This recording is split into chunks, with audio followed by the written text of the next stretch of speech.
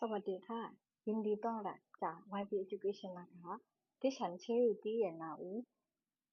เป็นครูสอนภาษาไทยใน YP Education นะคะดิฉันมีนักเรียน2,000แล้วนะคะแล้วก็มีประสบการณ์5ปีแล้วนะคะ